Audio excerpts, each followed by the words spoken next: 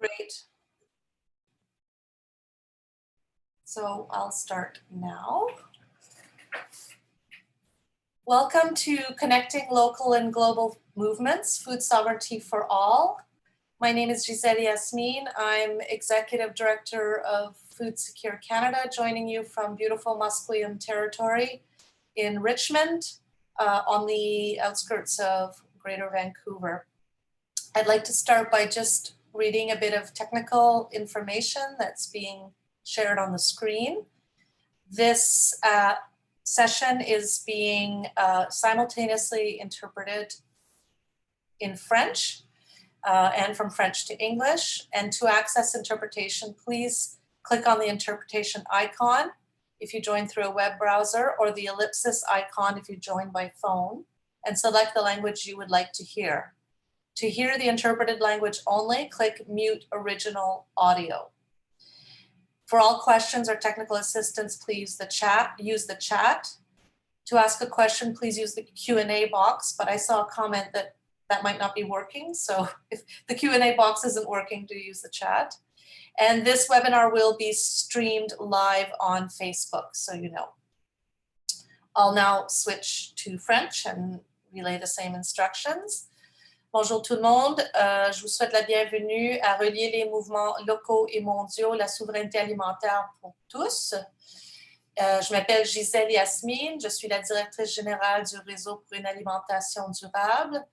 Je suis présentement sur les très beaux territoires des peuples Musqueam à Richmond, en banlieue de Vancouver.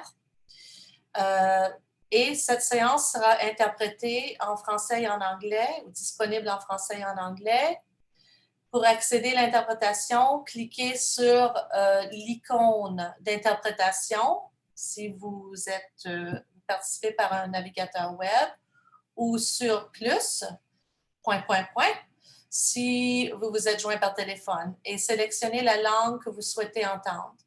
Pour entendre la langue interprétée uniquement, cliquez sur couper la version audio originale.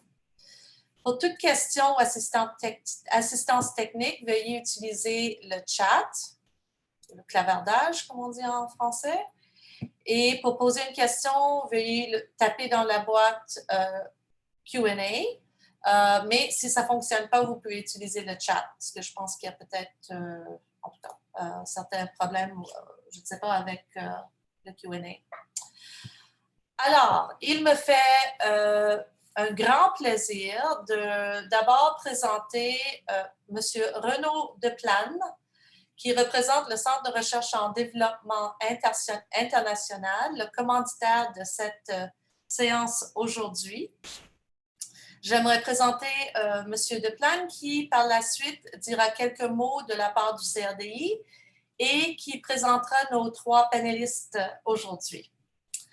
Renaud est spécialiste de programme principal au sein du programme Système d'alimentation résilient face au changement climatique du CRDI. Il est titulaire d'un doctorat en géographie de l'université Rutgers. C'est un chercheur expérimenté dont le travail couvre plusieurs aspects du développement international, tels que la santé humaine, l'environnement et la sécurité alimentaire. Il a commencé à travailler au CRDI en 2001, amenant avec lui une large expérience de travail et sur la gestion des ressources naturelles et leur impact sur la vie des populations d'Afrique subsaharienne. Avant de rejoindre le CRDI, Renaud a passé 10 ans sur le terrain à étudier les interactions entre la gestion des ressources naturelles, le mode de vie et la santé des populations. En 2009, après plusieurs années de travail comme spécialiste de programme sur les liens entre la santé humaine et la gestion de l'environnement, il a contribué à la création du programme Agriculture et sécurité alimentaire qui supportait le développement et la mise à échelle de solutions pratiques pour accroître la production et les revenus des petits producteurs agricoles et améliorer la nutrition des populations. Il a dirigé le programme Agriculture et sécurité alimentaire pendant 7 ans avant de contribuer au développement du nouveau programme sur les systèmes d'alimentation résilients face au changement climatique En fait, il va nous parler un peu de ce nouveau programme avant de présenter nos panélistes. Donc, au plaisir de vous écouter, Renaud. Merci beaucoup, Gisèle, et merci beaucoup à Food Secure Canada de m'avoir invité à prononcer son ouverture. J'aimerais commencer par souligner le fait que, bien que cette conférence se tienne de façon virtuelle, je m'adresse à vous d'Ottawa, qui est situé sur les terres non cédées des Algonquins Anishinaabe. Les Anishinaabe sont une nation algonquine qui habite la vallée de l'Outaouais depuis des millénaires et qui a nourri et protégé cette vallée.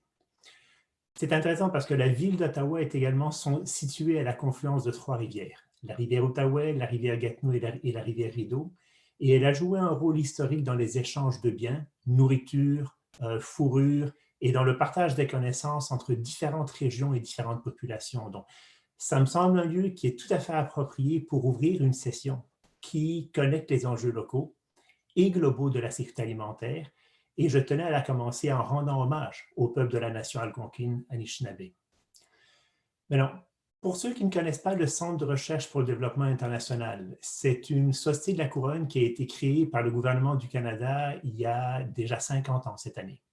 Son rôle est d'aider les chercheurs et les innovateurs des pays du Sud à développer des solutions aux défis sociaux, économiques et environnementaux auxquels ils font face.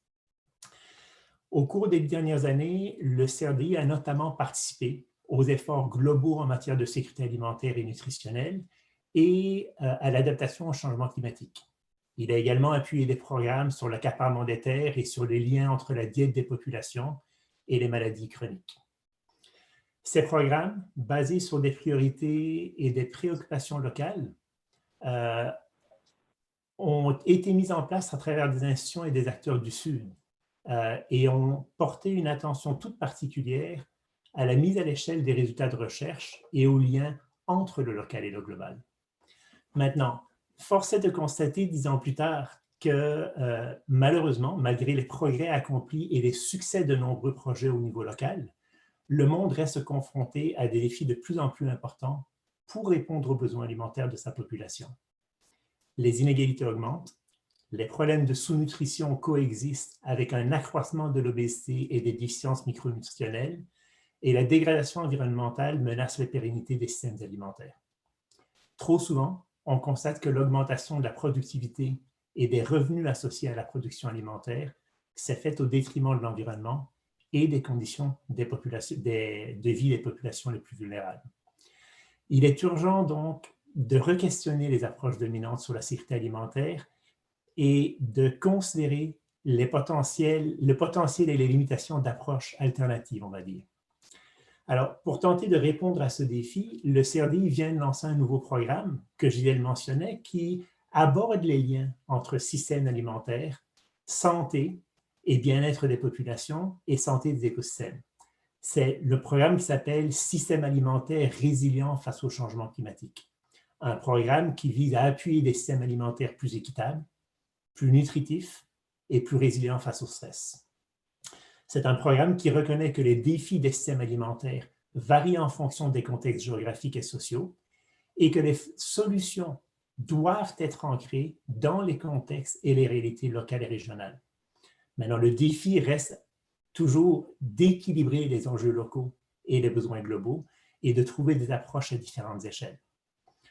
Important de mentionner aussi que le programme considère que l'égalité entre les hommes et les femmes et les relations de genre représente un droit qui est fondamental, mais également que c'est une condition sine qua non pour des systèmes alimentaires équitables et pour un monde plus juste, prospère et durable.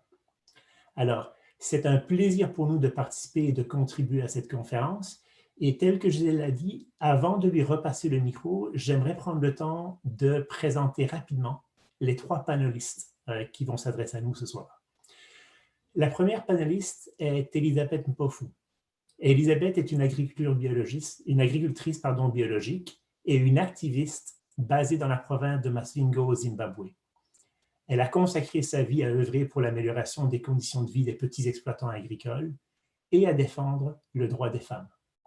Depuis les années 90, elle a occupé différents postes de direction et elle occupe actuellement le poste de coordinatrice générale du mouvement paysan international La Via Campesina, qui est une coalition de 180 organisations dans 80 pays à travers le monde et qui représente environ 200 millions de paysans, de sans-terre, d'autochtones et d'autres agriculteurs. Elisabeth est également la cofondatrice de l'African Women Collaborative for Healthy Food System. Le second panéliste, Raj Patel, que vous connaissez sans doute, est un militant qui a reçu le prix James Beard et qui est un auteur à succès du New York Times. Il a témoigné sur l'alimentation et la faim auprès des gouvernements américains, britanniques et européens, et son livre sur les systèmes alimentaires, Stuffed and Starved, a été traduit dans une douzaine de langues. Il a travaillé pour la Banque mondiale et pour l'OMC. Il a été aspergé de gaz lacrymogène sur 4 continents pour protester contre ces institutions. Et sa carrière universitaire s'étend d'Oxford à la London School of Economics, en passant par l'Université de Cornell et l'Université de Californie à Berkeley, où il a enseigné avec Michael Pollan. Il est actuellement professeur-chercheur à la Lyndon B. Johnson School of Public Affairs de l'Université du Texas à Austin, où il travaille sur un projet de décolonisation des aliments et des médicaments, le Green New Deal, ainsi que sur un documentaire sur le changement climatique et le système alimentaire mondial. Et finalement, notre troisième panéliste, José Barreiro, s'est illustré comme défenseur de l'autochtonie, engagé dans une mission de longue haleine pour enseigner et appliquer une philosophie autochtone des communautés locales qui valorise les relations entre l'homme et la nature, ainsi que la grande diversité des connaissances écosystémiques des cultures autochtones. Barreiro a fait des contributions importantes en tant qu'écrivain, journaliste, historien oral, organisateur de grands événements publics, conservationniste, universitaire, rédacteur en chef. Depuis 40 ans, il est engagé comme activiste social et dans la défense des droits de l'homme au nom des peuples autochtones depuis le début des années 1970. Il est reconnu pour sa constance en tant que communicateur et défenseur, et il est membre de la nation Taïno des Antilles et vit aujourd'hui avec sa famille dans la réserve Mohawk d'Akwesasne dans le nord de New York. Alors, bienvenue à nos 3 panélistes et je repasse la parole à Gisèle, donc, qui va modérer cette session. Merci beaucoup. Thank you very much, Renaud, and to IDRC. And I was remiss in not introducing our amazing interpreters, Peter Feldstein and Jean Morrow. We had a little informal discussion before this started, and we do hope that someday we can offer interpretation with the beautiful indigenous languages of the places from which we are all calling. And so hopefully someday this will happen as these languages revitalize, and we look forward to supporting that as well.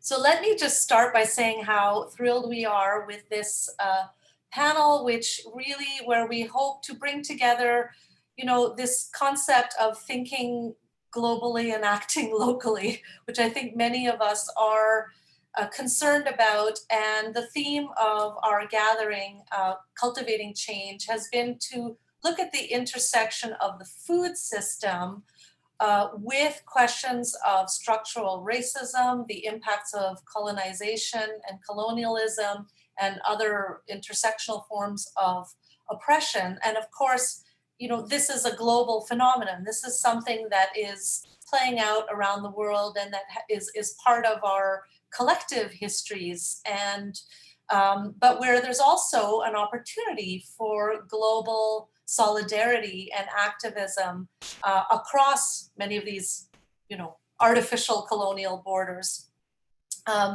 So that is the subject of our discussion. We really want it to be an interactive opportunity. This year, 2020, as it draws to a close, has really been unprecedented in terms of raising the level of consciousness around the world about the importance of the food system and the need to transform our global food systems and really honor some of the traditional and ancient wisdom. We just came out of an amazing Indigenous food sovereignty ethical space panel, which was really mind-blowing. And we see how, it really is now or never, this turning point where Indigenous peoples, small farmers, the climate movement can come together. And how can we build in decolonized and anti-racist approaches in terms of our work? But there's a second part to this conversation as well, and I'd like to credit Dawn Morrison for having suggested daily themes. And so with a few modifications, we were able to incorporate the daily theme. Today is the last day of our e-gathering, to talk about how food is a connector among individuals, communities, the land, ecosystems that sustain life on the planet, but also how it reflects to or relates to our own concepts of community, our connection to land, both where we are, but also where maybe our ancestors have come from, and that concept of home. And I put it in quotation marks because this is something I have also struggled with in terms of, how do I, reconcile all that? Am I a global citizen who happens to hold a Canadian passport and is living on colonized indigenous lands where there were people from time immemorial? Anyway, these things are complex, and it has informed or is informing more and more, my own food systems work. So how do we unpack all of that, and how do we protect, conserve, and regenerate land and food to nurture connections between people and places? So we have we had an hour and a half. Now we've gone 15 minutes into that. We have 5 questions. The first is really a bit of a warm-up question, and I'd like to ask our 3 panelists to really just talk a bit more generally about how your work, and maybe yourselves if you feel comfortable getting a bit personal, how that interfaces with the theme of this session. So we estimated about 5 minutes each just to get us going, and then go into the other 4 questions that we had planned. So maybe I'll start with, we didn't talk about speaking order, but perhaps I could start with Jose Barrero, if you feel comfortable getting us started, Jose. And then we'll move to Elizabeth and then to Raj Patel. Thank you. Over to you, Jose. If you can unmute your line. Unmute, if you can hear me.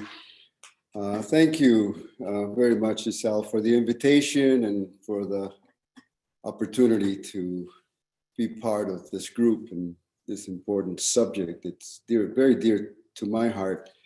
It's been the core of the kind of effort that I've tried to make to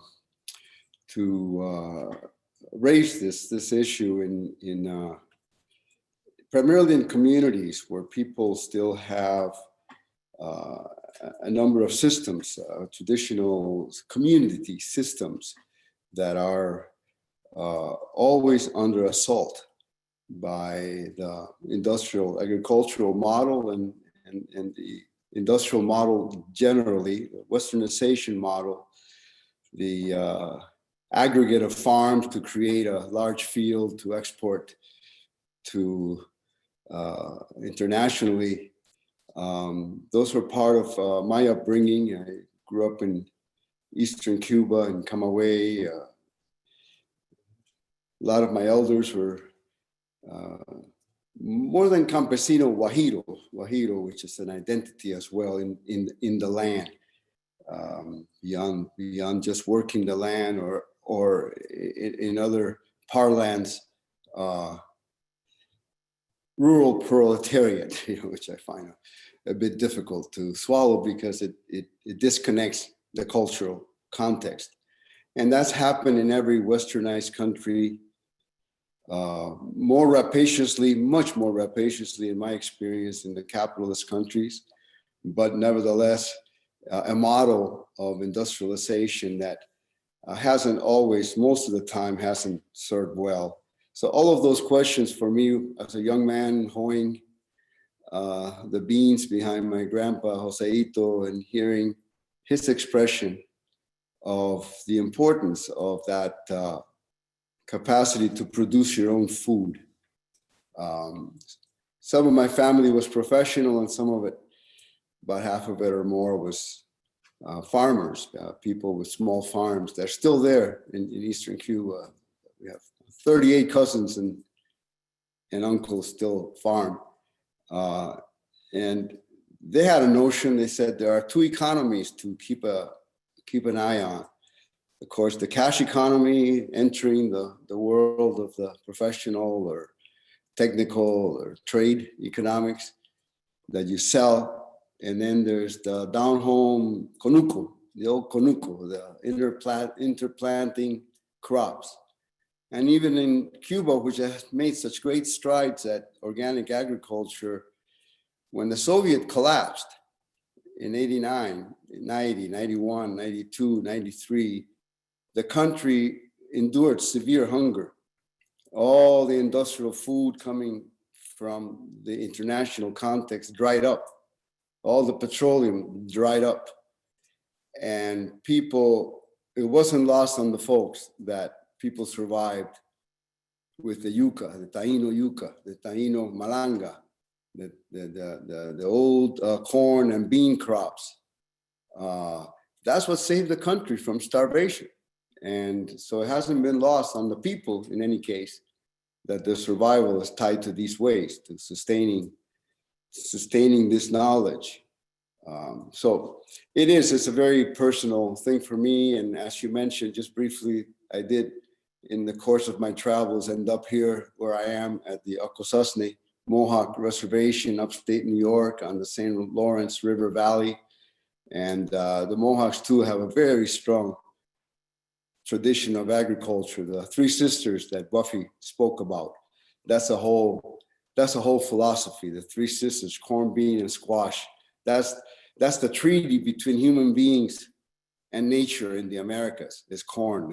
It's from Patagonia to the Arctic edge of the Arctic Circle, the corn, as well as the tobacco for ceremonial purposes. So there's a lot to this. I don't want to extend myself, but I love this topic and all the nice to meet Raj, Elizabeth, Gisèle, Bernard.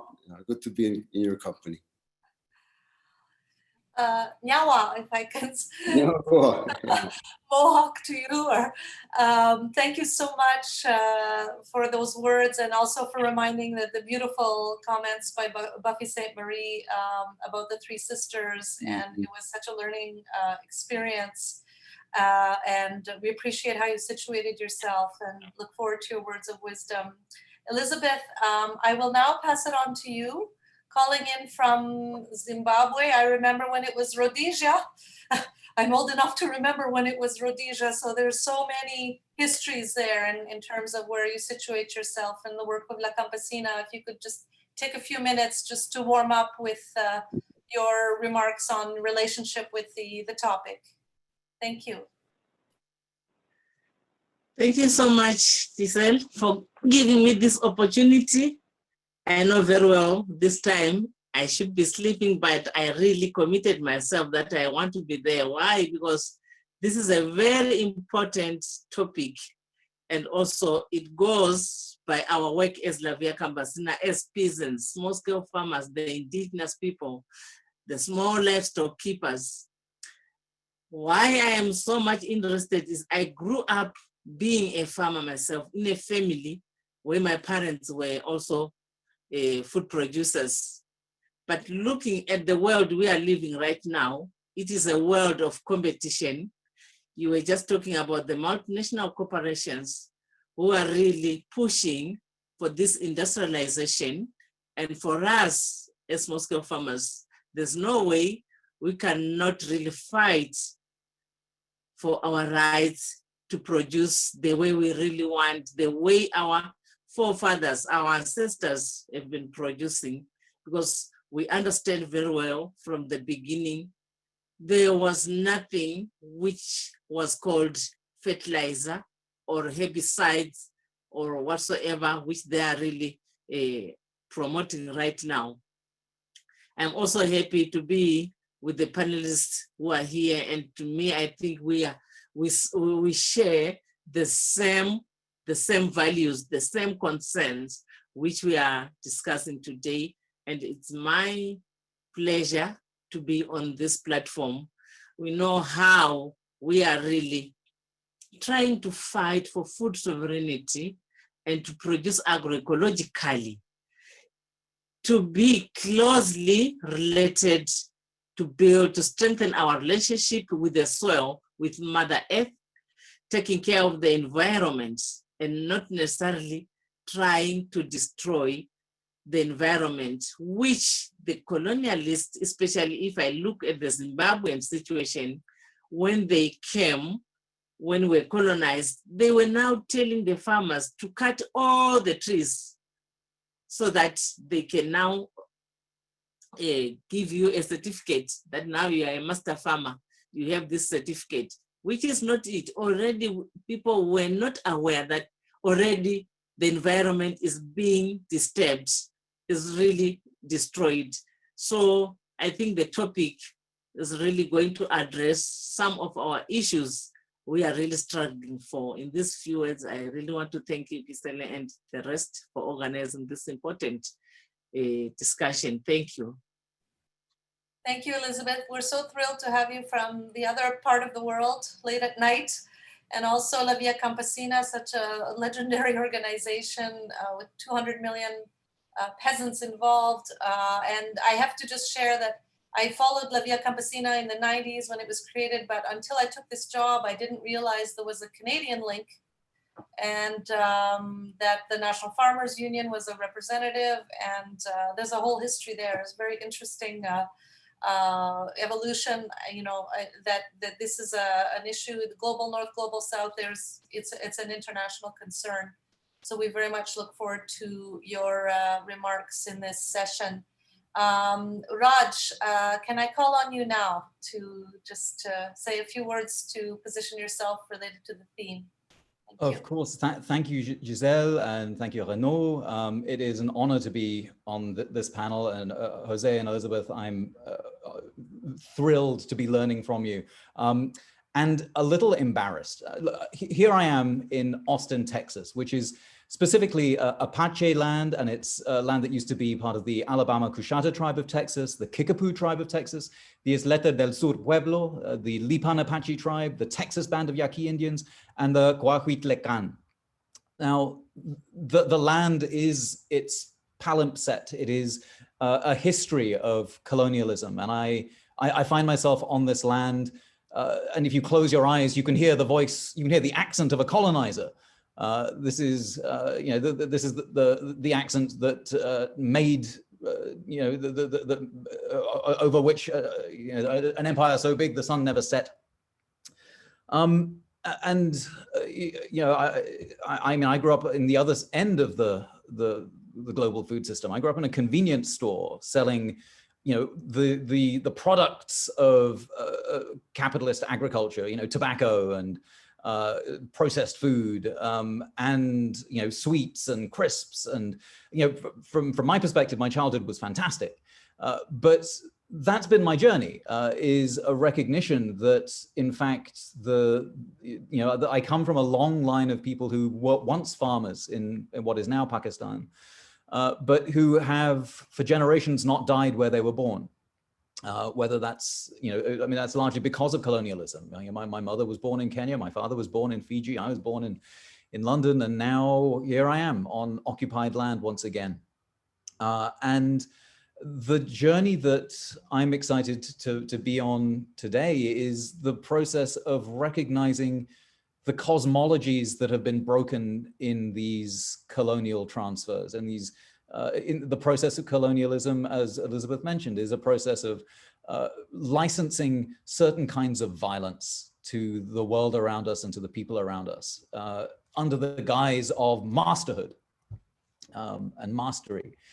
That, I think, is, you know, that cosmology is part of what I'm excited to be unlearning.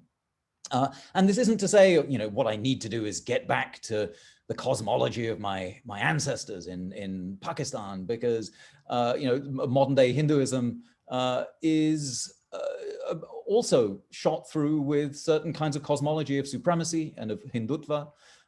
And so this isn't a way of saying, you know, capitalist cosmology bad, everyone else good. It's a way of saying that in our process of decolonizing, we need to recognize both the will to power and supremacy that capitalism tries to school us in, but also to be very wary of supremacism wherever it rears its head. And I'm very excited to be on that journey as we figure out how local and global are made together in our battle for food sovereignty today. So thank you for the opportunity to learn. Thank you very much, Raj. And I don't often share my personal stories, but I have one thing in common with Raj through my in-laws, who are Gujarati Kachis, who were 4 generations in Africa. And so there's that whole kind of colonial history, which has also been brought up, maybe like how Jose married into a Nashoni family. It ends up becoming part of your own kind of narrative and view of the world. And my husband was sent to British boarding schools, and what was considered the epitome of success was to become successfully colonized, right? I mean, that was the objectives. And every generation, I find, decolonizes more. So which is why I'm an optimist, as Larry McDermott, who will do our bit of a wrap up and our closing prayer. I am an optimist because I have seen improvements, and also on my mother's side, I've seen improvements of resisting, these tendencies which were foisted upon us in different ways. So thank you so much, and I hope at some point, Raj, you will also mention the new book by Mawani, Neither Settler Nor Native, that you were mentioning to me when in our previous conversation. So I'll launch into our first question, and you may feel you've already answered it in your opening remarks, so feel free to answer as you see fit, but that the food system around the world is ridden with these legacies and contemporary iterations of racism and colonialism. So how can we think, I think the worldviews thing is a huge challenge, but how can we think and connect globally while acting and being accountable regionally and locally? So in the places where we are, however fleetingly perhaps, but to build this food sovereignty in a manner that benefits people and the planet. So maybe I'll switch the order a bit. And if I'm not going too quickly, Elizabeth, I'll go back to you. And then I'll go to Raj and Jose. So Elizabeth, if you feel comfortable. Thank you, Gisèle. This is a question which I think we really need much of our thinking, because, as I said, the world we are living right now is not to our favor. At global level, this means we really need to strengthen the voice of all food producers, all stakeholders who have their mindsets of really wanting to achieve healthy food systems, to achieve food sovereignty. Because yes, we might talk of food security. What does that mean? Do we really want to connect the movements around the world talking about food security, which to me, food security is just, we want to see abundance of food, regardless of how it has been produced, why and where it was produced. These are some of the issues we really want to think when we really want to connect the movements in working towards food sovereignty. And the other important thing we really need to do, we know very well there are already existing movements which are really working towards achieving food sovereignty, seed sovereignty, health for all, and we really need to strengthen them physically, financially, or the other way around. But what is really needed is to strengthen these already existing networks. For example, we have La Via Campesina. We also have here in Africa, the Alliance for Food Sovereignty in Africa, which I think also in the US, there's an Alliance for Food Sovereignty. And if these networks come together, build a strong voice, a united voice, then I think we can come up with, develop our own policy, which we can also table to discuss with our parliamentarians to put it forward.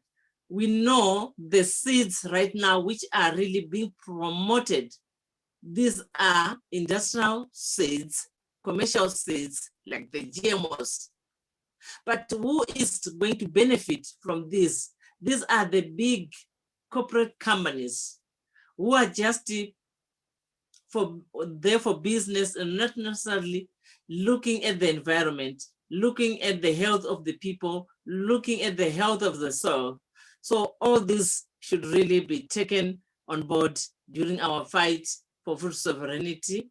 And also, we know how the women themselves are really part and parcel, especially in Africa. A very large percentage of women are food producers, but are they really respected? Are they really considered to be people or of a purpose? No.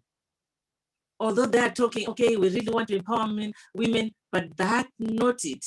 It's only talking and talking, but not implementing what they really try to agree. So I think we really need to see how best we can come up with these strategies, strengthening the cohesion and unity, and also as well as solidarity among the smallholder farmer organizations and movements, which we have learned that this works very well, especially like La Via Campesina. We practice farmer to farmer exchange learnings where we go to other countries, like the Mozambicans farmers, they come to Zimbabwe to learn what we are doing. We also go to Europe. We also learn what the farmers in Europe are doing. We go to Cuba, they also come here. So I think it's an area which we think if we really want to bring the movements together, this is how we can go about it. Thank you, Gisèle. Thank you so much, Elizabeth. And I mean, my takeaway from your answer is we have to work within these colonial frameworks in a way to also achieve our objectives. You know, it's kind of a, we can't completely extract ourselves. We have to keep working within, whether it's our parliamentary systems or, you know, it's just so pervasive.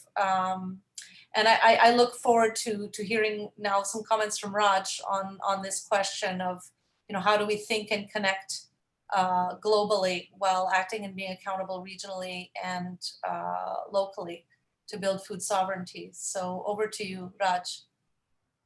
Thank you, Gisèle, and thank you, Elizabeth, for those very thought-provoking remarks about what makes sovereignty dangerous. Like, you know, if you look in the international discussions around food systems, you'll find that some people are very threatened by the idea of food sovereignty.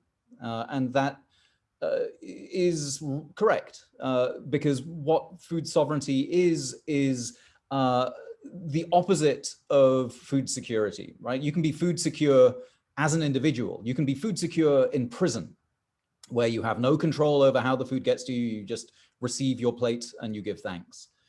But food sovereignty is not an individual project. If you imagine food sovereignty as an individual project, then that's just libertarianism. That's just the idea of being an atomic individual flying around doing your own thing. And food sovereignty is about a collective transformation towards equality. That's what makes it dangerous. And I think that if we're thinking about those, those transformations, then certainly the kinds of farmer-to-farmer exchange that La Via Campesina does are incredibly powerful, because those are ways of shortcutting the flows of knowledge that colonialism has drawn from colony to metropole to other colony. And that's why, for example, in Africa, it's easier to fly from one point of Africa to another via Paris than it is directly. These lines of flight are also lines of knowledge. And when La Via Campesina offers other kinds of exchange, you learn different kinds of knowledge and different kinds of processes get to be created. And I'm really taken by the importance of the dissolving of the individual. I've been lucky enough to work with some comrades in Malawi, in the Soil, Food and Healthy Communities Project, which was partly created by a fantastic Canadian, Rachel Besner-Kerr, who's received support from IDRC. Their work, as part of a documentary project that I've been working on for a while, we went with them to visit some comrades in Detroit, at the Detroit Black Food Security Coalition.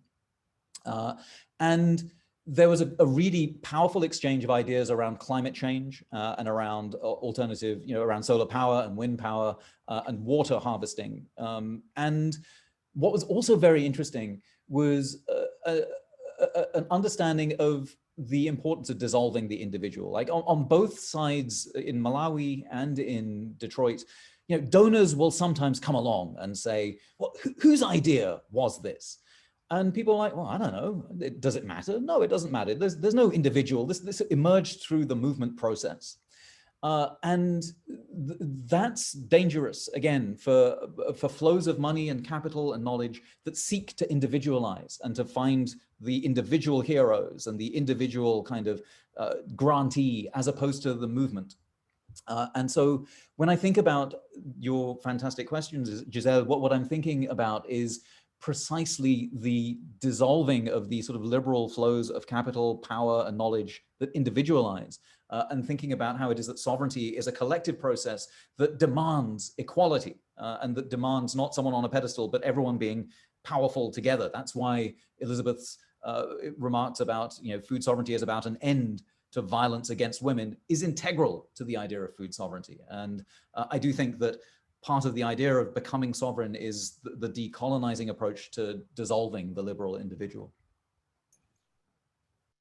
Yeah, that was brilliant, Raj. And at the beginning of our gathering, we actually had a wonderful kind of guided meditation visualization by Alana Young, who also brought in animals and land and ancestors. And she was talking about how there's the sovereignty of our bodies, our space, our sovereignties of our communities where we live. And then, you scale it up, right? As you go like concentric circles. And I found that to be very, very useful in terms of, how I'm trying to think about that, because we do get drilled into our heads because of this colonization that you are an individual, so, it's one of these mind shifts, for those of us who've been a little too successfully colonized to kind of unlearn. So I very much look forward to José's comments on this too, because is there a tension here with Indigenous peoples? I don't want to stereotype Indigenous peoples as only hunter-gatherers, as you mentioned, Buffy St. Marie mentioned. There's a lot of cultivation traditions, food production traditions, but I would love to hear what you have to say about this first question, José. Yeah, no, as you say, there's a very deep and wide agricultural tradition throughout the Americas. 60% of the world's food was developed in the Americas. So if Europe was very capable at war, at the science of war and the weaponry needed, the Americas, the genius of the Americas was the agriculture. All hunter-gatherers, as they are referred to, all have agriculture, all in some way or another. You find that little ear of corn or the huge ear of corn, but you find it. The yucca, the manioc, the root crops in the jungles are all hunters take seeds into the forest as they hunt. They know what looks to the untrained eye as just a piece of jungle is where there's food if you're traveling. And not a few wars were won, or at least severely fought by that kind of knowledge, knowing your own place. I'm so impressed with the Liga Campesina and those huge numbers. That's just tremendous to think about. I usually land on the specific locality, and that's where I love to do my work, is in the community, in the concept of community. The human community is the bottom base foundation of all of this. Without community, there's nothing. And food and agriculture, the cooperations and the conceptual frameworks of the traditional indigenous originario communities of the Americas. If you go to the Andes, the Ayu system of community structuring, community leadership that emerges from people who have done everything, not just taken the top, but that have become curacas, become elders because they've done it all. And so they sit with the elders who have experienced it. So and many, the Aini, the Minka, the common work, the today for you, tomorrow for me, all of that reciprocity is part of a system, and it's part of a community as important, if not the foundation of all the other patterns of agriculture, hunting, preparation, clothing, foods, shelter, whatever it is you're making. The basis is being able to work together. And that's the first thing that colonialism attacks. That's the first thing that it attacks, the capacity for local community sovereignty. Because when you say sovereignty, boy, that's the American Indian word of the last 40 years, is sovereignty. We had a sovereignty movement here, you know, and took quite a few sticks to the head, you know, on that sovereignty movement. And realistically, in that movement, food, land, agriculture is one pillar of 5 areas of sovereignty that the best of the indigenous thinking, and I attribute a lot of it to the Haudenosaunee people, and in particular, one of our great mentors in our family and elsewhere, Dr. John Mohawk Sojitsowa, the Seneca scholar who was my mentor and my editor for many years at the Akwesasne Notes, where my wife and I were part of a collective back in the 70s and 80s. A lot of human rights work around the strengthening of these bases of sovereignty, self-determination, self-thinking, locally based thinking, locally based culture. The languages are all about that. And the sense of place is all about that. So the idea that you know, land and economics has to go together with governance, conflict resolution, with education and socialization of children and the next generation, and not just education, socialization, to the gardens, to the common work, to the common attitudes, to the ceremonial life, to the singing traditions. All of that works together. So what is being recovered in terms of health, I mean, there's, I was gonna end, I didn't wanna end the areas of sovereignty, health and reproduction, which is in the traditional context has gone to the midwives and to the women, to grab a hold of that very strongly. And then the psycho-spiritual, the foundation, spiritual, psycho-spiritual, well, mind and spirit, but the ceremonial life informs all that, keeps that alive, and creates the conditions of knowledge and sharing that are being recovered all over the Indian country, the indigenous world, you know.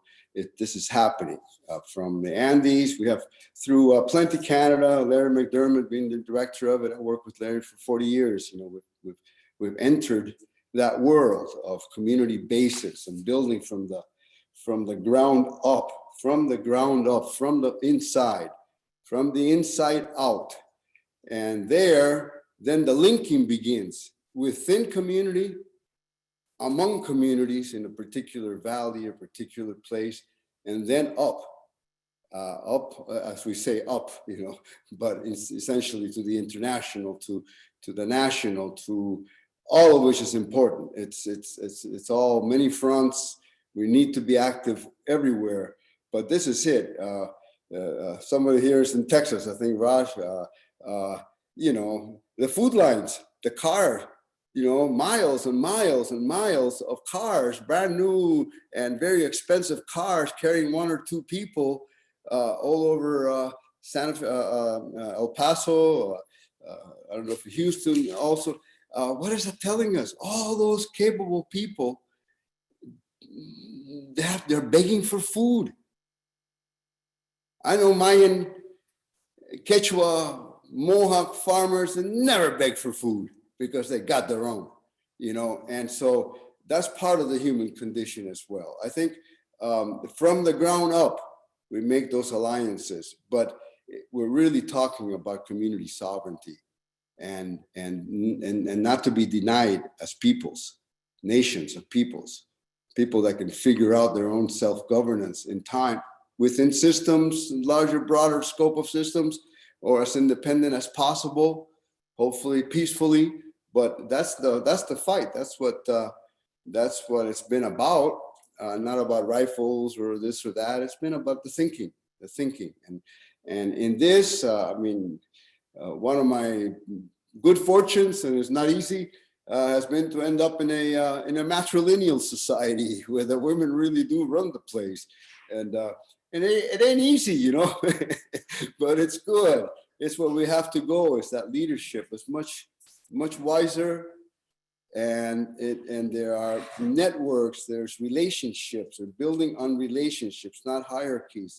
They're building on relationships, and so I'm seeing many places where the males led the last generation. This last generation, the chiefs, the activists, a lot of males.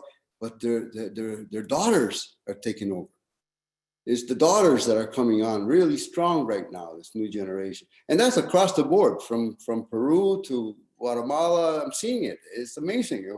Why happening right now is like a, and finally, just the other piece that colonialism severs is our spiritual, emotional connection to the natural world. That's what native spirituality is about.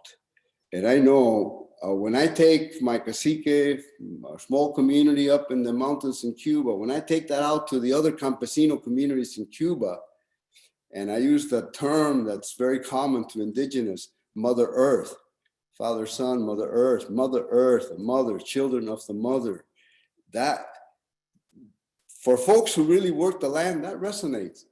Many will say, well, that's the way we think about it. We forgot to express it that way.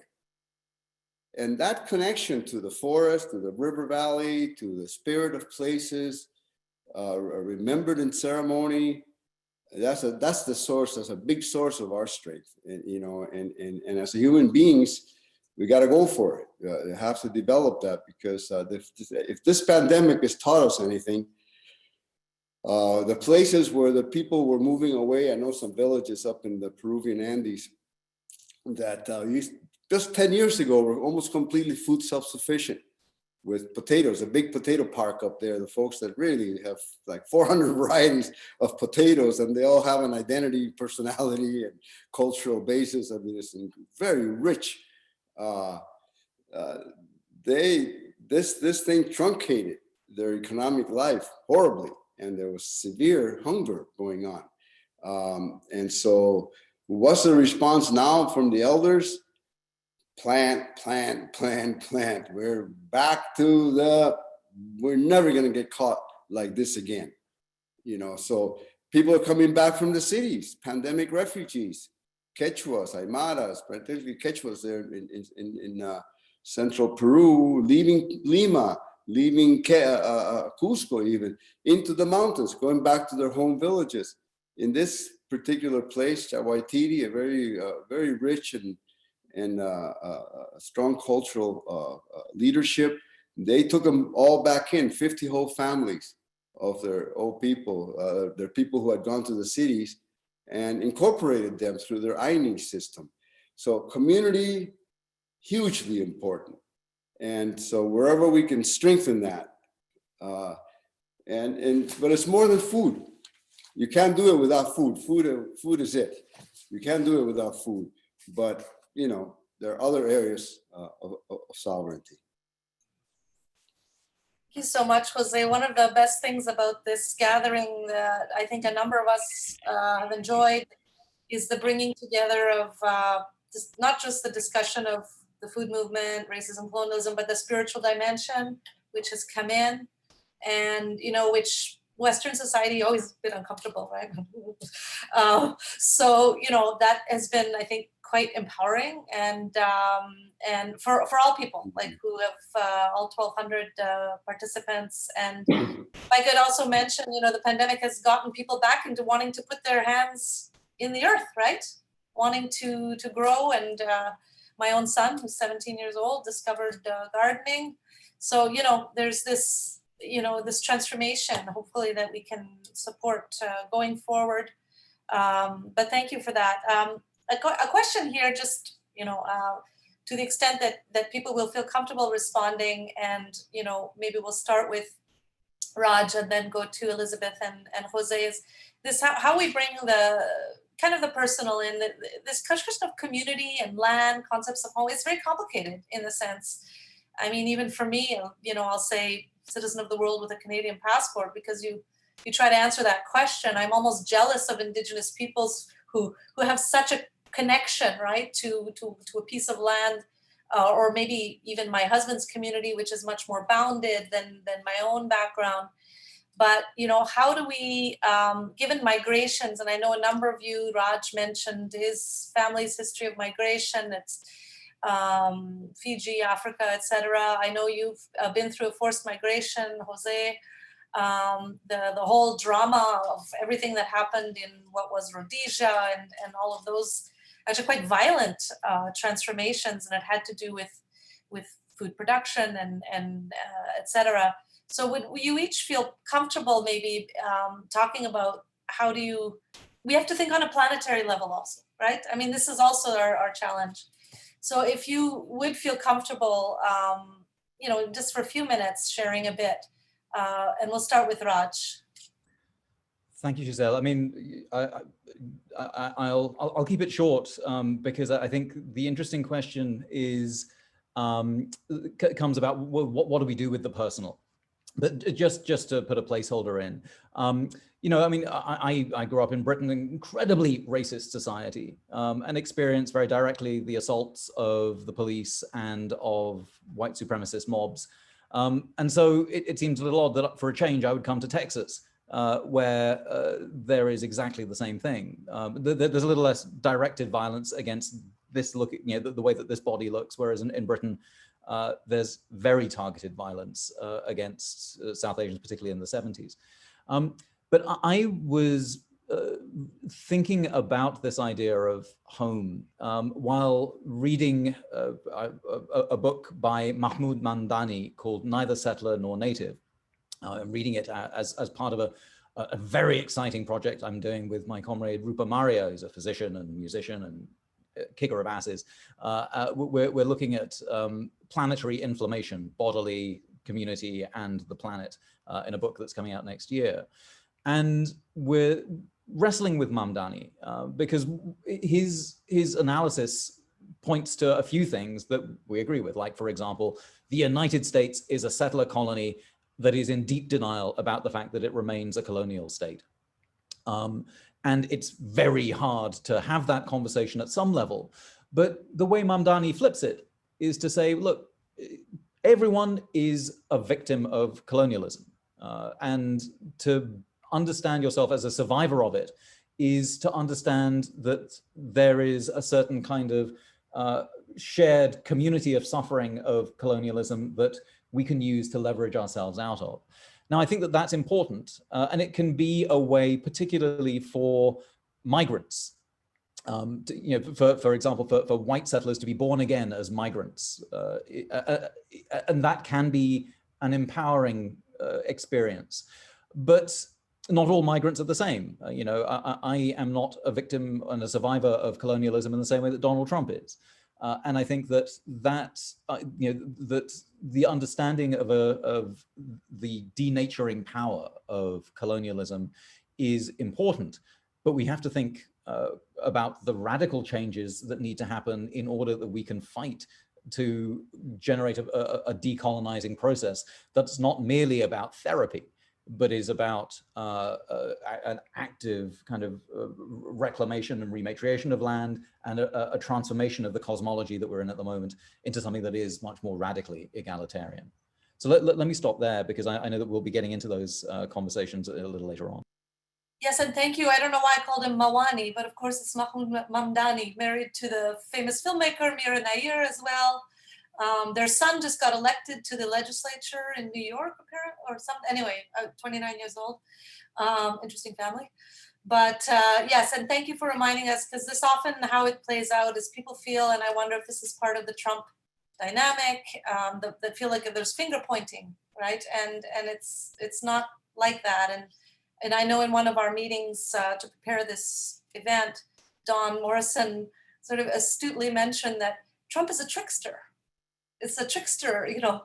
So this comes from indigenous thinking, which Carl Jung picked up. And so, you know, we have to unpack these things at a kind of broader macro historical and societal level. Thank you for those very pithy remarks, Raj.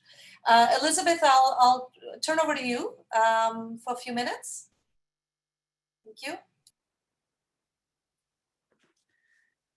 Okay, talking about community and land, then migration, looking at how these have really influenced our work. Truly speaking, we look at the economic and political instability across the globe in most parts of the world. And this has also caused the migration.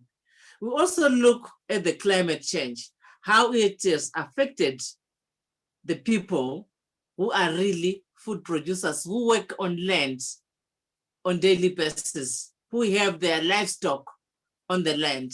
But due to climate crisis, we have realized that some of these people migrate to cities thinking that they are greener pastures. And even if we look at the livestock keepers, for instance, in Tanzania and Kenya, where we have witnessed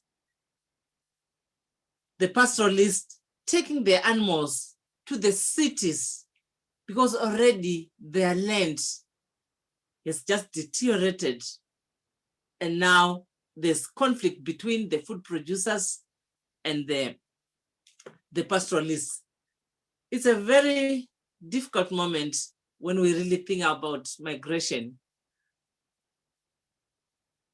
If we think of the need to access water, to access land, clean energy, and agroforestry, how do we really achieve this given the problems I have just explained, like the climate change, the political instability in some countries? There are wars and wars, which are really affecting people to be on the land, the community to work freely to produce enough food. We look how the women have been affected, going so long distances, more than 2-3 kilometers, to search for water and firewood, because already the climate change has affected all the resources which surrounds the communities. So these are some of the issues I just wanted to highlight, given the issue of migration, Gisèle, in few words. Thank you. Thank you, Elizabeth. I mean, it all comes down to the land at the end of the day, doesn't it?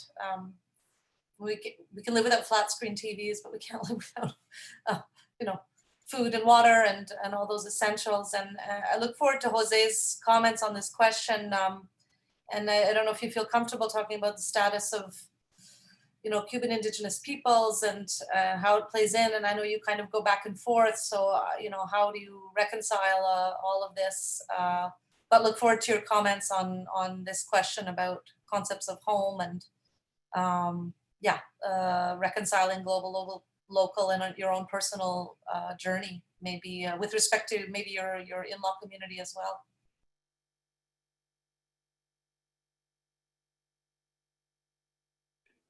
I would probably have to write a book on that question. It's very, it's involved, and it really merits thinking about the personal as well as the conceptual framework that you develop throughout life. I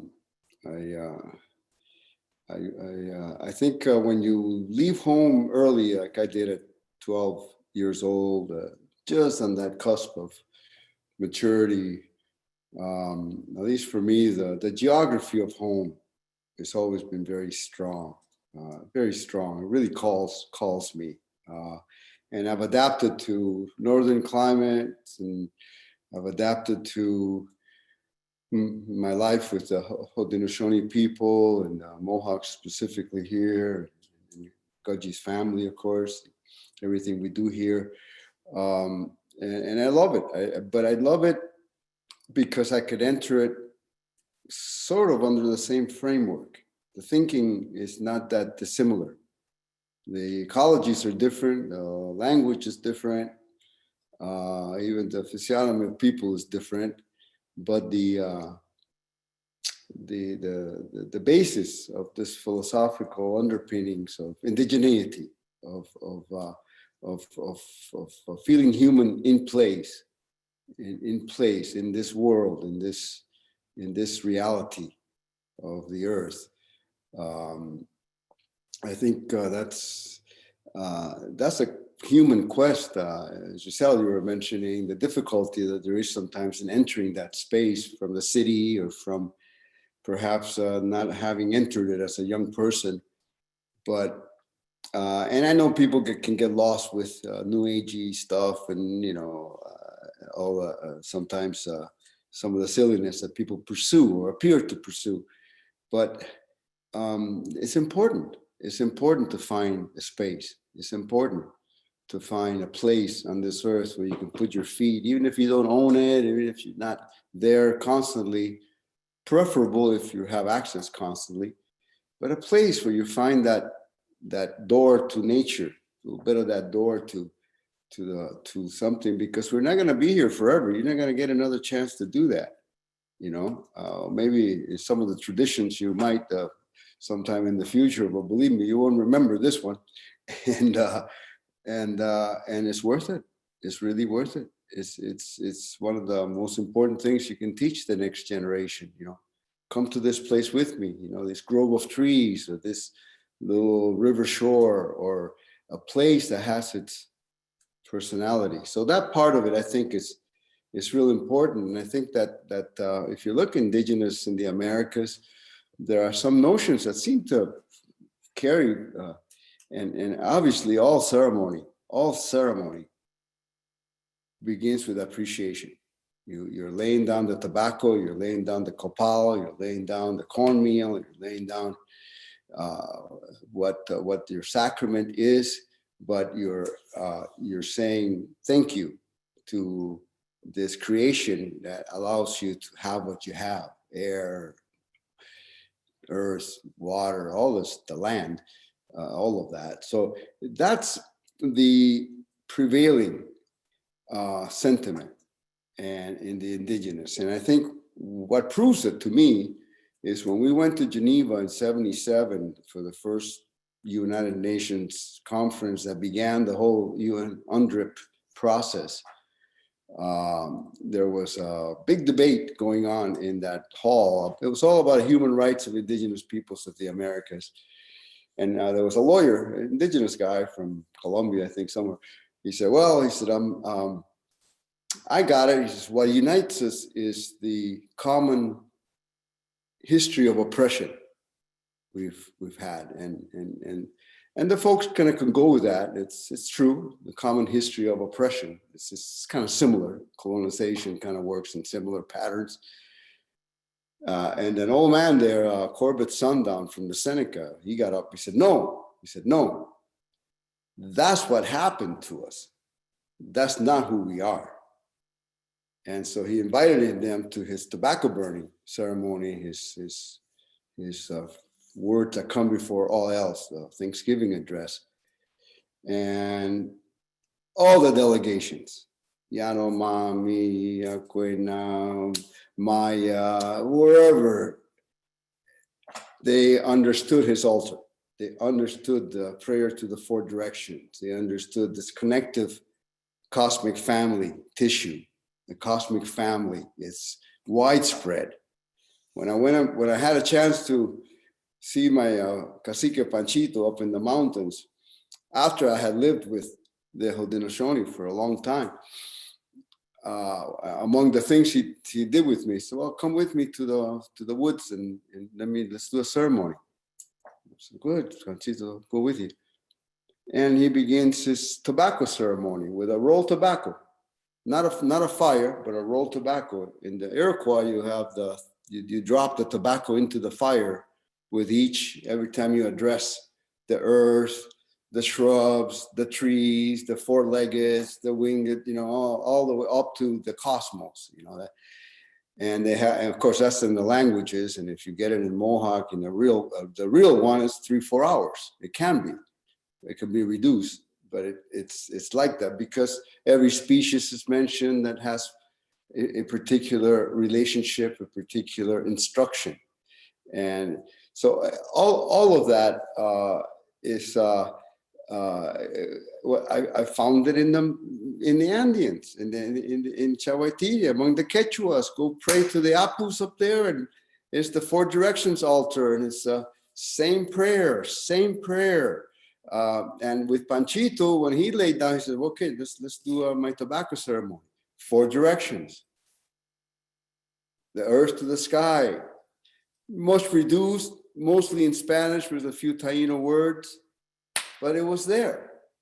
You go to the Maya, the same thing. So I've seen that with my own eyes in the last 40 years, how many things interlace, and I'm beyond the anthropologist on this. There is a common tradition. There's also complete uniqueness among the cultures, but there is a common tradition, a common sense of the world. And so I think that's huge. I think that's important. And I think we can find that. I've heard it from Asians, Africans, Chinese, indigenous, when our elder women went to India, they found it there. People find it in different places. And I think that's been growing. And there is that sense of the original instructions that comes to the human being, because we're the only ones that have that capacity to remember different things in our minds, and we forget. And so there's an instruction that comes through numerous of the cultures. It speaks to once in a while, you have to stop. You have to go to your place in the woods, Giselle. You have to go, find your place, and drop a little tobacco. Say thank you. Just thank you. Say it. Say it. Because there is a consciousness. There is a consciousness. There is an intelligence. There is an intelligence. We don't know the form of it, but there is an intelligence. It's in our genes. It's in everything. So I guess you do it enough, you find out that it's like knocking on the door of an old person's house. The first time you're going to look up behind the windows. Who the heck is bothering me?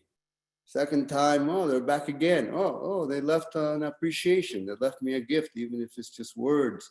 Oh, so at some point, they're going to go, open, come in. We're going to come into your dreams. We're going to come into your consciousness that you don't handle so well as a human being. And that's the instructions. That's I'm not making that up. It's the conversation you hear in the longhouses. You hear, in the altars. It's not uncommon. So I think there's a world of that. Wherever people engage the earth, wherever people produce together with the Mother Earth, wherever the people understand the generosity that there is when you do that properly, the generosity that comes out of the earth, how much food it can be produced, how much it can be shared. It makes for a generous people. It makes, so the opposite is the colonialism that we can spend a lot of time talking about, and it works, and the disruption is horrible. And from impositions and denigrations to massacre. It's all there. It's all, the violence can go that way, you know, but as they say in the Andes, you resist and you adapt. You resist and you adapt and you survive. So.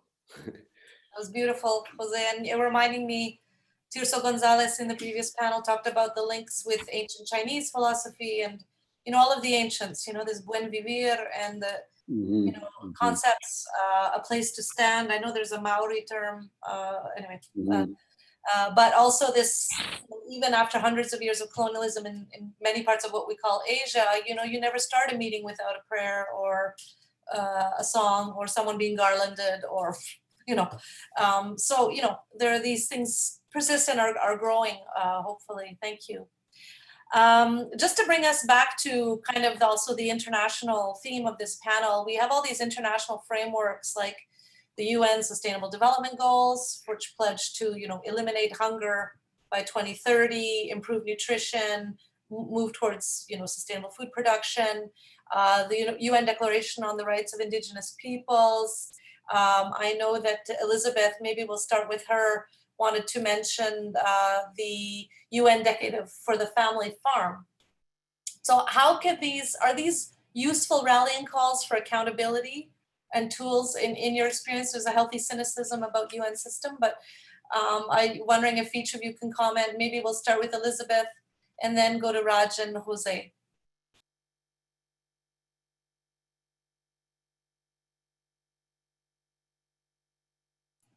Elizabeth, are you there? Okay, good. I'm there. I'll just briefly talk about these protocols, especially the United Nations Declaration, the Decade of Family Farming.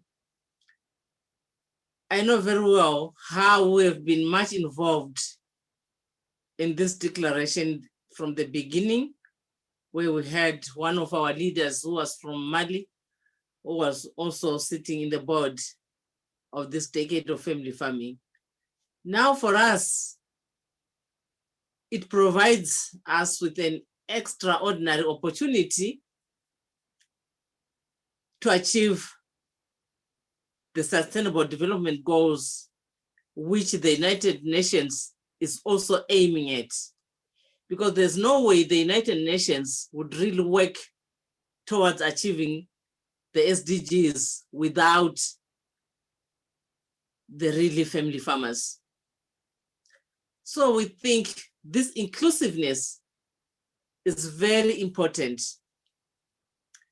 as it also encompasses all forms of family farming and also taking into consideration the family-based production models, like for instance, agroecology.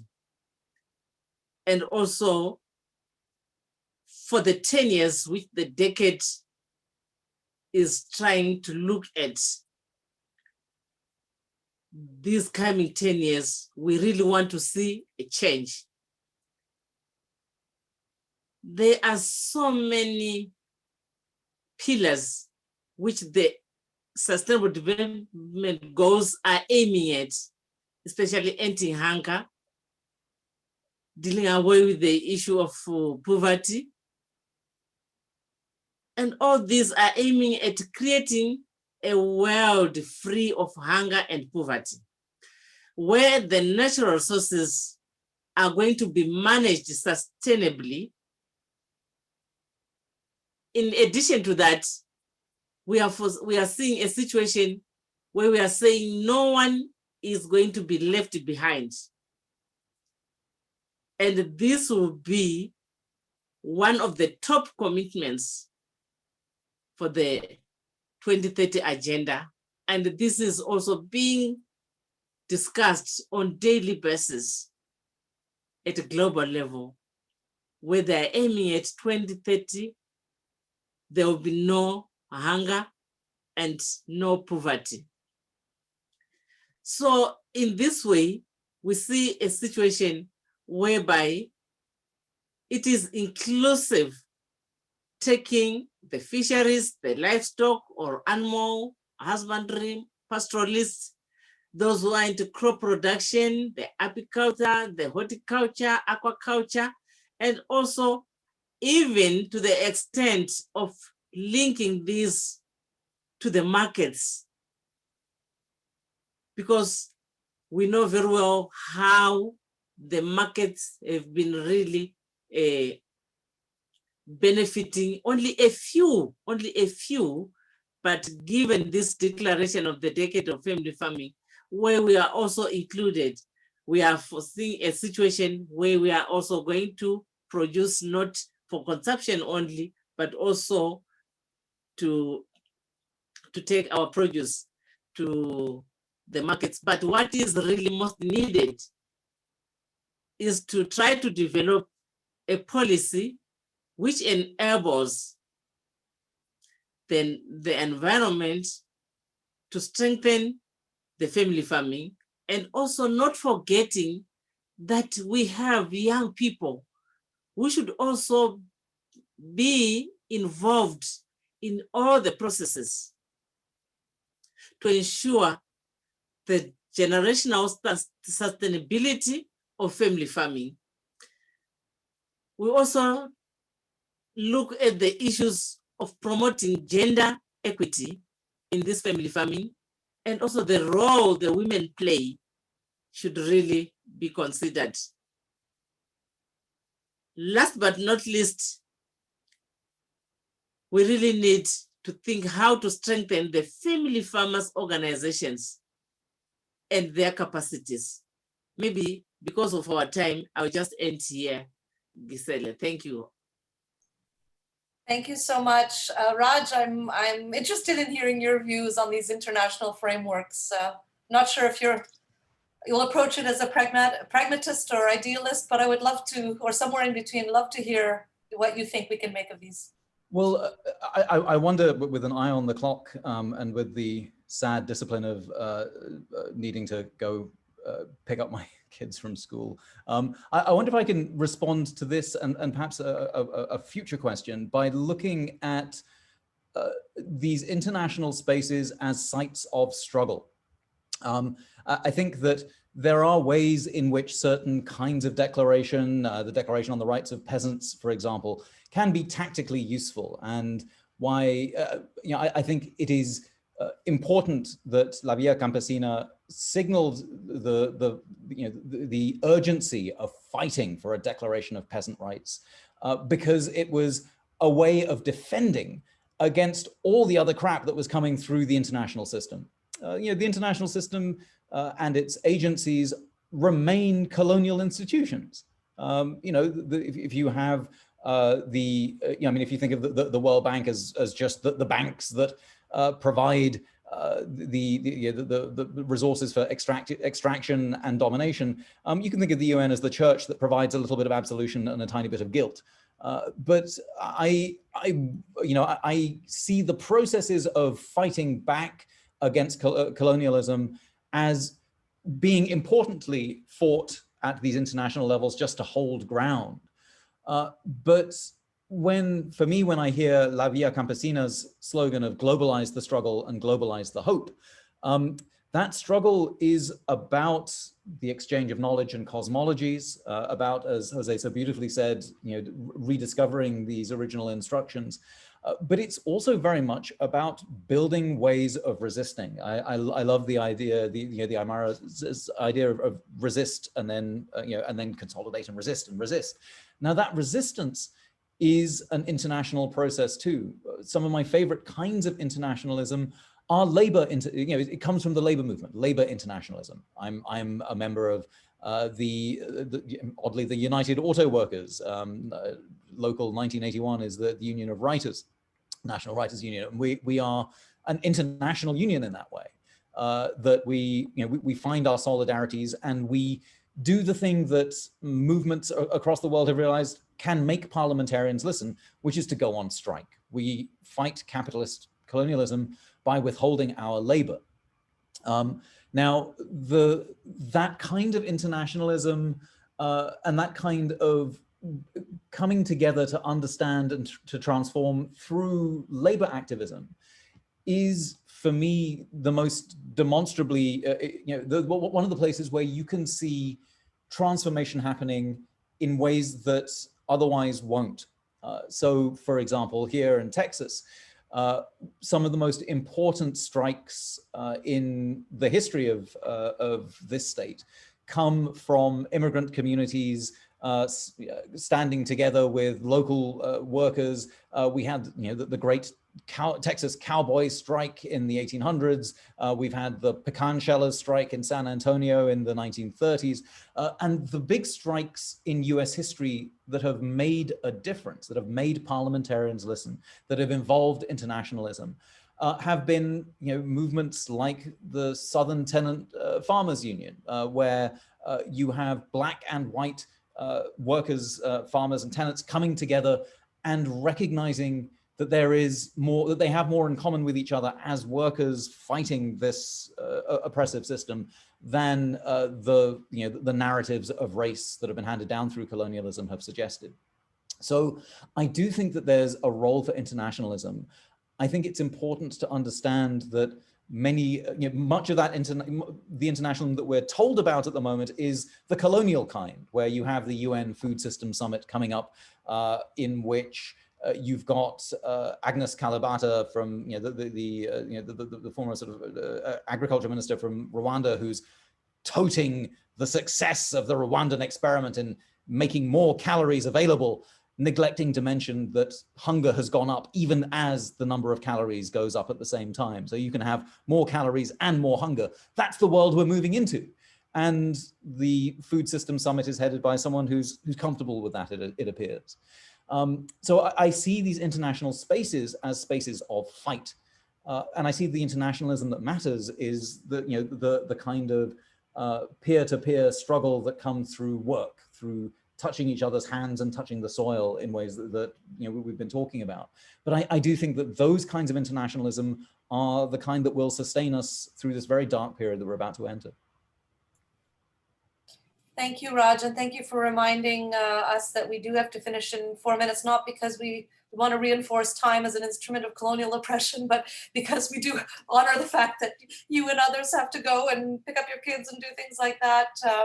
So perhaps what I'll do is when I ask Jose to respond, I would like to invite him to also speak on, the importance of this World Food Systems Summit coming up, and just let everyone know there's an interesting coincidence that Agnes Kalibata that you mentioned, Raj, is coincidentally speaking at the Arrow Food Summit like right now, which is taking place as kind of a, how do we tactically, we want to influence, we want to, we want to find a way to move that needle in the right direction. So I'll pass it over to you, Jose. I'd love to hear your thoughts on these international instruments, international meetings that we've mentioned. How can we really leverage those for change on the ground in our lifetimes?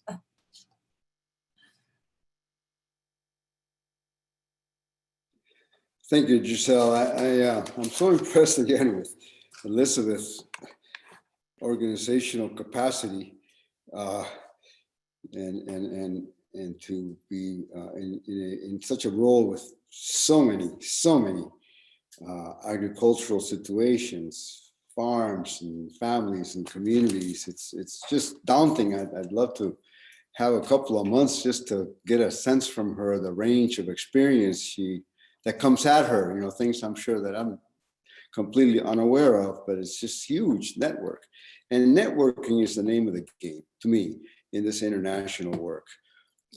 It's even from the much touted, and I was there and I loved what happened in Geneva in '77 that opened up that whole process. And right now we're doing a tribute to the Fourth Russell Tribunal from 1980. Imagine I'm 40 years later, I'm still doing this stuff.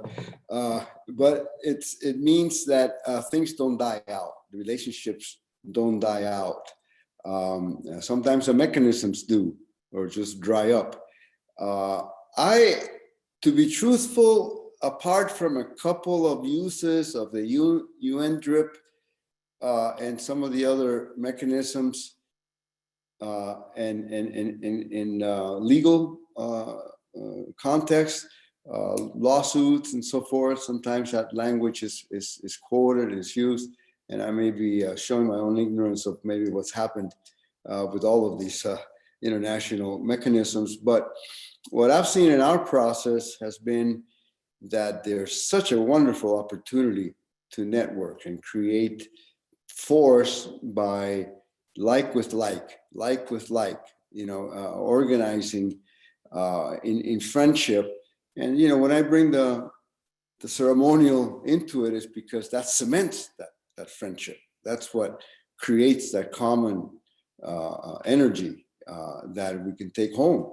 And so I think the force comes with getting to know people, international personalities, other organizations, the whole range of force that can be brought to bear on a situation. So there's that kind of organizing, and then there is the framework that comes out of it, international frameworks. I've yet to see too much funding come out of it. I've yet to see any real regulatory context that really slaps an ExxonMobil or any one of these big players that get slapped back. The people that are about to tear up the Arctic refuge under Trump's dictum. So I don't know, that it does that. But again, I think when people get to know each other and they hone in, and this is wonderful. I'll never forget Raj and Elizabeth, Gisèle, and Renaud, and Larry McDonald, who just joined us. Well, or McDermott, I'm sorry. I've known a long time. So, but it's this kind of a meeting of people face to face. It's incredible, this explosion of webinars. I'm starting to feel a little oppressed by webinars, but how great I get to sit here by my fireplace and talk to folks. But I sure like being in the field, and I like being with the folks, and spending time and doing the things, getting your hands dirty with things. I think we're heading in the right direction. I think this is the theme of our lifetimes, and no better place to start with the food production capacity, and to help the folks out. And so I'm going to be looking into Elizabeth's work a lot more, because that's a huge organization. How that works. It's pretty amazing. So thank you. I hope we've helped out some with a little bit of that experience that we have, and a lot to exchange. There's a lot to do in our work. So thank you. And thank you, Jose. Raise my hands and Coach Sailor style. And I just think your words. I'll morph our last question and just a very brief closing. That I think what you said about the relationships and the trust building, it reminded me, Larry McDermott just joined us right on time, told in the previous panel my favorite story that he tells about how the Irving family, very big, powerful family, was destroying habitat and sacred spaces in the Atlantic, and the great Alfred Marshall convinced the family to stop doing that, perpetuating that harm, and then even convince them to invest in a cultural center.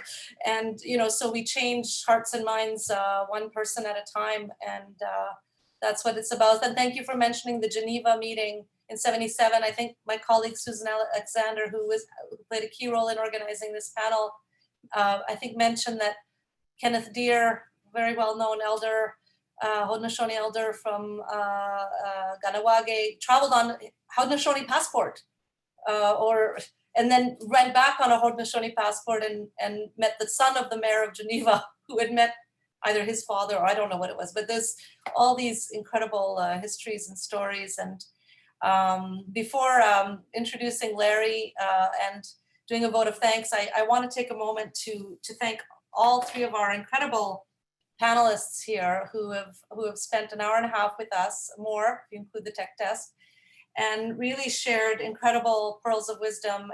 And we look forward to keep in touch. I want to thank all of them. And I want to thank also Susan, as I mentioned, Alexander, and Denny, and our interpreters who provided that support. And I hope we will, continue in the future and not just talking, it's the action. So the World Food Summit is a real opportunity to shape discourse, but also thinking and behavior. As we're at this turning point in this post-COVID world, there are two competing visions of what the solutions are to the food system. So it really is time to step in now with those new approaches. So thank you again. Et merci Renaud. Thank you, Renaud, for being with us, for IDRC's sponsorship, and look forward to being in touch with all of you. We will now move straight into our final closing session. And I want to start with a vote of thanks, and I will be speaking at first in French, so just to let you know, and then I will introduce Larry, who will offer some reflections and a closing prayer. And I want to also try to take a moment to, this gathering has gone beyond our expectations. It was quite stressful to organize in many ways, but it has been, I think for me personally, incredibly transformative and a first in terms of what we've looked at: Black food sovereignty, Indigenous-led school food programs. I mean, the list goes on of all the firsts that I think have happened, and we all have a long way to go, but it has been a huge learning opportunity. So I'll continue in French now with the vote of thanks. Ce rassemblement n'aurait pas pu avoir lieu sans le dévouement et le soutien de nombreuses personnes et organisations. Bien que je ne puisse pas toutes les nommer, je voudrais exprimer notre gratitude aux personnes suivantes et aux organismes, aux groupes suivants. Tout d'abord, nos bailleurs de fonds et nos commanditaires, dont certains nous soutiennent depuis la création légale du réseau pour une alimentation durable, il y a 14 ans. Notre petite équipe incroyable, composée d'employés, de contracteurs, consultants extrêmement dévoués, qui ont fait plus que leur devoir pour créer un événement virtuel, accueillant et ambitieux, et ce tout en restant au courant de chaque détail. Notre conseil d'administration bénévole, qui a guidé la conceptualisation globale de l'événement et dont certains ont vraiment fait de grands efforts pour obtenir du soutien pour cet événement, y compris provenant de leur réseau ou leur projet personnel. Nos conférenciers et animateurs qui ont accepté de se présenter en ligne pour discuter de questions parfois difficiles, sensibles. Et aussi, on a fait l'expérience de la nouvelle technologie, la plateforme qu'on ne connaissait pas avant cet événement. Peter Feldstein et son incroyable équipe d'interprètes multilingues. Et enfin, les membres du comité organisateur de l'événement qui se sont réunis virtuellement pour planifier, cultiver le changement. Je vais maintenant passer à l'anglais car j'aimerais offrir quelques mots sur chacun d'entre eux. Donc, je prendrai un moment pour changer de langue. First, our board chair, Milana Roberts, my co-conspirator, as she put it in our opening remarks last Thursday, who co-chaired the convening committee with me, and in addition to offered her invaluable guidance and unique networks to shape the sessions on Black food sovereignty. As mentioned, this is the first time those terms were used in Food Secure Canada's gatherings. Susanna Klassen, our board vice chair, who despite getting married and moving back and forth across the colonial Canada-US border during a pandemic, provided steadfast support, particularly on the Decent Work panel. Naomi Robert, our expert ninja facilitator, who helped us get to some important decisions and was also willing to take on whatever needed to be done. Kevin Huang, who despite being in Taiwan, which by the way is COVID-free, provided wise counsel on overall framing and agreed to facilitate the advocacy session. Thank you, Kevin. Dawn Morrison, who brought poetry, vision, and her unique creativity and exciting decolonized food systems knowledge framework into the design of the event. Jolene Andrew, who brought a beautiful gentleness and healing energy to the process. Thank you, Jolene. Amélie Lévesque, whose incredible sense of organization and logistics was indispensable to pulling everything together while experimenting with the Whova platform, which we'd never used before. And last but certainly not least, the amazing Rachel Cheng. Let me pause. Rachel Cheng, without whom none of this would have actually happened, given her commitment to going the extra mile and paying attention to so many details, while also bringing in beautiful design and aesthetics. And we have our postcard. I mean, anyway, for those who registered formally in advance, you received a beautiful postcard with an intention, and we hope this will be a nice memento in these virtual times of gathering. And it goes without saying that none of this would have been possible without you, our enthusiastic participants. More than 1,200 people registered, who showed up, who were prepared to participate, learn, and grow. And this is a high-risk undertaking, both in terms of subject matter, technology during a global pandemic. Thank you ever so much.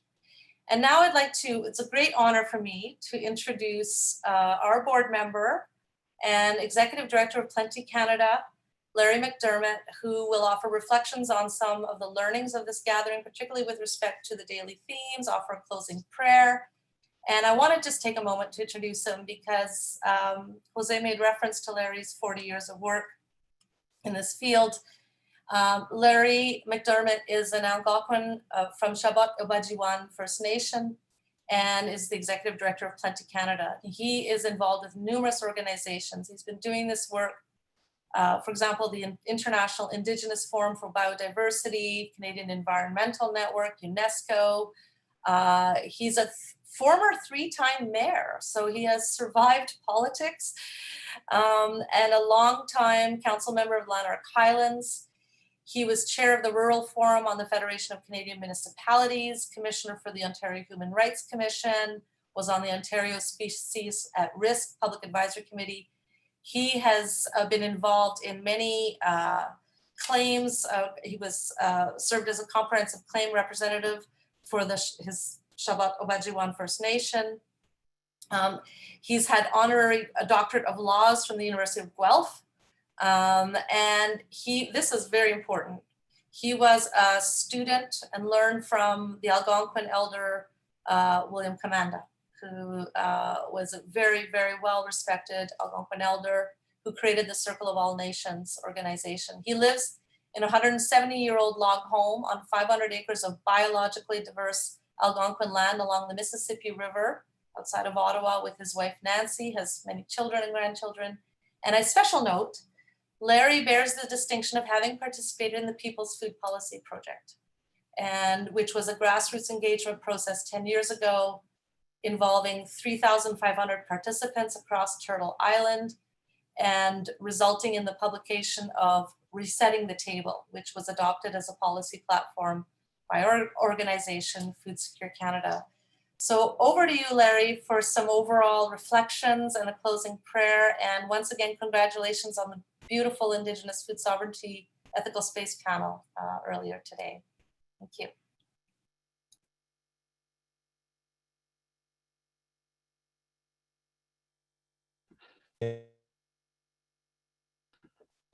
Okay, I'm trying to unmute myself, but I think I'm competing with somebody else that has their hand on the trigger. But I think we've won out. Let me see. Yeah, okay, good. Yeah, glad to catch a few of the last few minutes of Jose's presentation. Let me just say he's done amazing work, and I'm sure you know a little bit about that. Seems like we've been working together since time immemorial, but paradoxically, the older we get, the shorter that time frame gets. And with Terso, who's Quechua from Peru, you know, Jose and I are working in Peru, Guatemala, Cuba, with Indigenous peoples there. And we had a Zoom call recently, and we just talked about some of the things that are important in our cultures that are common. And it was so refreshing to share. And I was reminded of that again today in listening to Terso, whose presentation was excellent. There were so many excellent presentations. I'm in no way going to be able to do them justice. When I heard you say, Gisèle, the conference has exceeded expectations, I would wholeheartedly agree. Sometimes we say those things. We're and we may be reflecting on certain aspects of it, but this one, I mean, the whole thing, at least the parts that I saw. I was also practicing my food sovereignty during the conference. I was hunting and gathering. But everything I saw was very strong, committed practitioners, professionals, sharing their stories. Yeah, it was really, it was awesome, perhaps a word abused, but in this case, I think it fits. I know earlier today, we talked about things like ethical space to transform the problems associated with colonization. Some of the things that I heard Jose touching on at the end, and what that might look like. And I found the answers diverse. As a panelist, I was learning from the other panelists. And I thought the panelists were thought provoking. Sometimes the subject material, the answers seems helpful, but somewhat superficial. You've heard it all, and yeah, it's good stuff. But I found my experience was such that the material was truly stimulating. It stretched my thinking on the subject matter. So kudos to the team that Gisèle you've just identified, and kudos to anybody else that was involved. I certainly I know people like the other Indigenous board member, Jessica McLaughlin, worked very hard and had the unenviable job of holding my hand and walking me through the background on a few things and what was emerging. Dawn Morrison and her contribution, very strong, and many others. So maybe I should be careful about naming some names. I'm adding them to the list you articulated, Gisèle. But I think together we know there are others who fit in the honorable mention category. And I think so. The key thing here is to and I heard Jose touch on this. The key thing is to find ways to strategize on how do we activate the key lessons that emerged out of this conference. I mean, otherwise, it's kind of mind food, but how are we going to achieve transformative change? And that was actually a question in the panel earlier today. I think FSC has a responsibility to ask that question in a very thorough way. I think if anybody participating, any of the speakers have more thoughts on the answer to that question, I think we need to look at that. And we talked a little bit about wampum belts, and I got into a wampum belt that Elder William Comanda carried, 7th Fire wampum belt. And basically what he said was that we're in that 7th fire where humanity has the choice. They have the choice to embrace love and life, and to choose that over the negative side of the medicine wheel. So the negative side of the medicine wheel is fear. It includes things like fear and greed.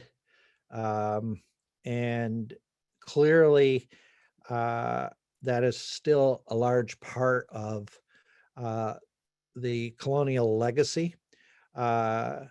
You know, I want to touch very quickly on the engagement of Europeans and indigenous peoples in North America, throughout the Americas, but in particular North America, at the Treaty of Niagara in 1764, after King George III issued the proclamation of 1763 recognizing the equality of indigenous peoples and Europeans, our legal systems, our rights.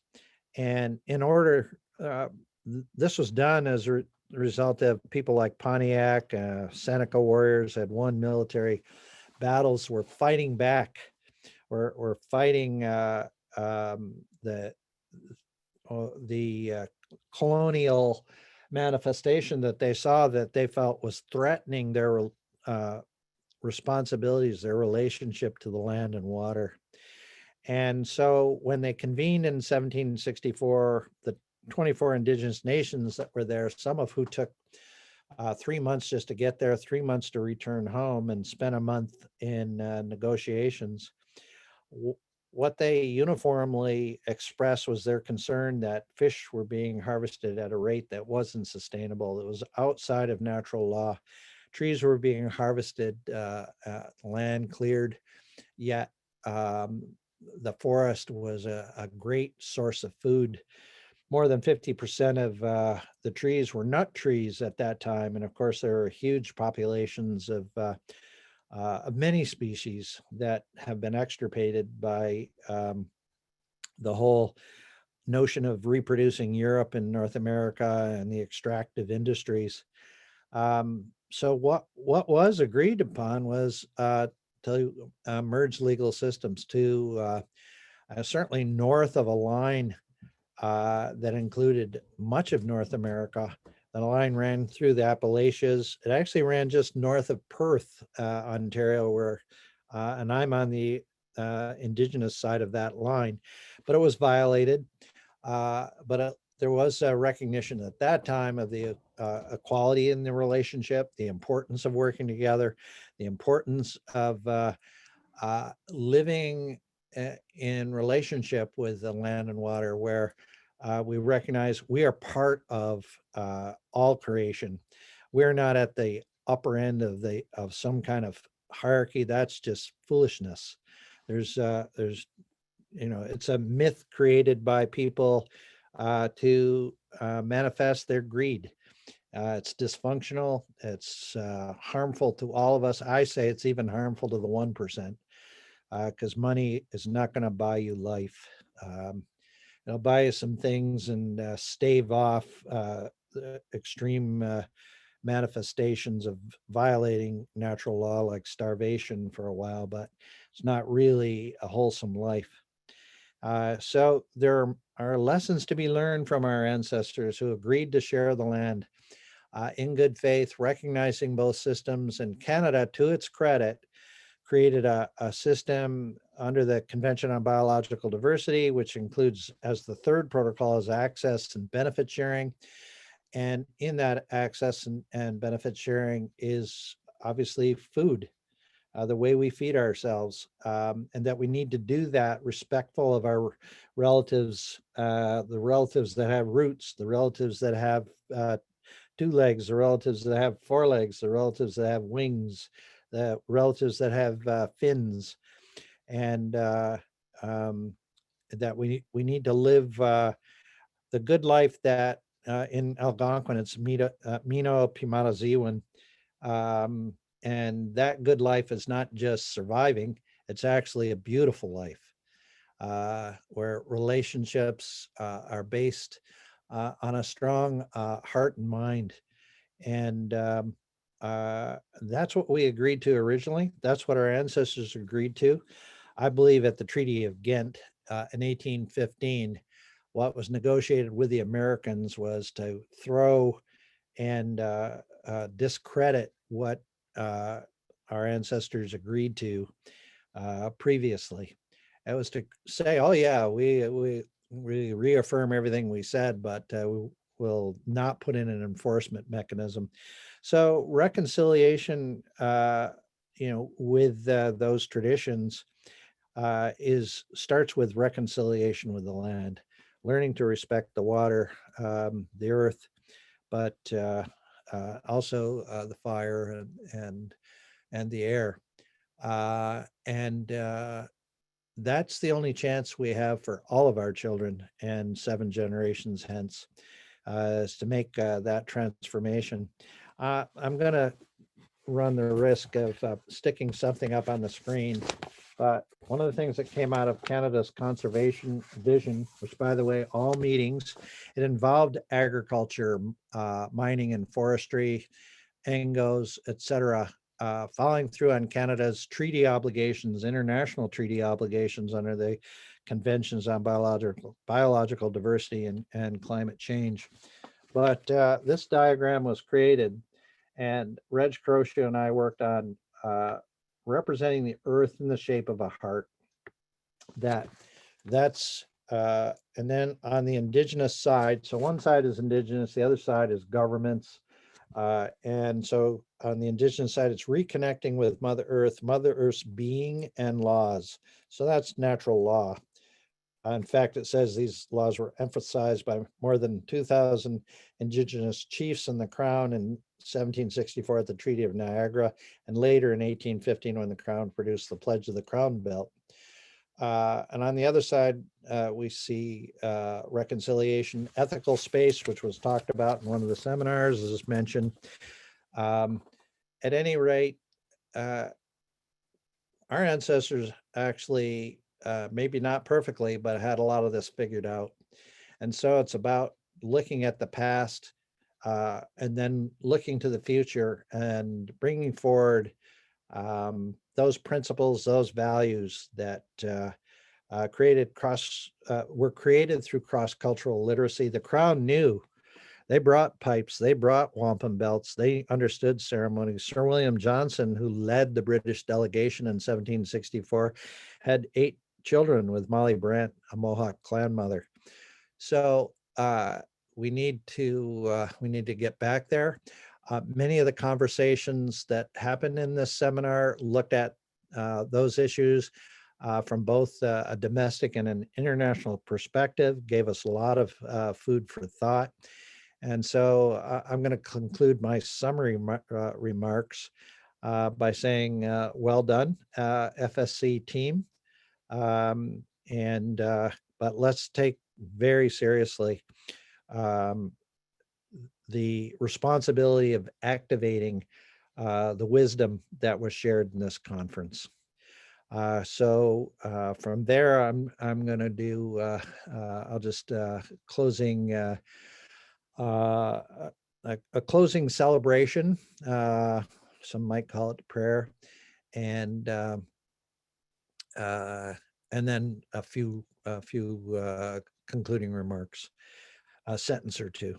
So, Kwe Kiji Manadu. Wamsi Additional Cost, Makwan Dotum, Shabata Bajuan First Nation, and Digiba. Chimigwich, Nibi Chimigwich, Jojo Aki, Chimigwich, Jiniwe Deganuk. Chimigwich, for the gifts that have been brought to this expanded circle during this conference, this seminar. Chimigwich, for our loved ones who have supported us to be here, and Chimigwich to the earth and to the water for sharing its gifts with us in the form of food to nourish our bodies, but and to nourish our minds, our hearts, and our spirit.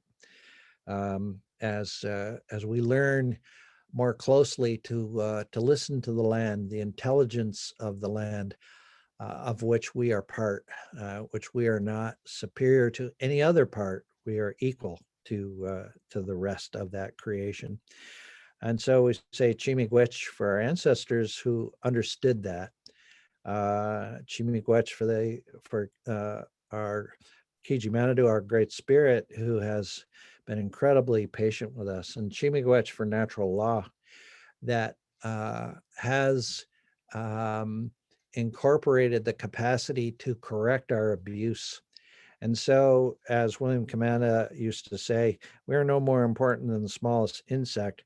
If William were around now, I would say, well, William, I think maybe it's the smallest virus. Has the capacity to bring us to our knees, to make us slow down, stop, take a look at how we're living on this land.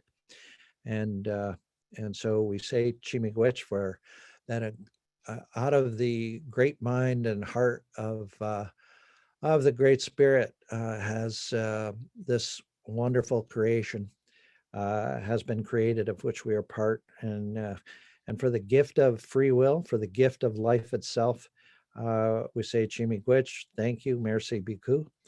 And so I'll conclude by wishing everyone to continue to be safe during these challenging times. I wish you, your families, your loved ones, good health, and all of our relatives, all of life. I wish for good health, and I say Chimigwech for their existence. For without them, there would be no life. It would be a very poor place to be living, and so to understand. And so I will say thank you for the opportunity during this conference to reinforce the fact that we have a responsibility to the land that is much greater than human well-being, economies, and all the distractions that come from the colonial legacy. It won't be easy to make that transformation happen, but this seminar gave us the opportunity to explore ideas on how to achieve that. With that, I thank each and every one of you, no matter whether you were a participant, a presenter, someone who behind the scenes helped make this happen, to everyone who is part of this creative process, Chimigwech. And again, health and safety to you and your loved ones. And bye for now.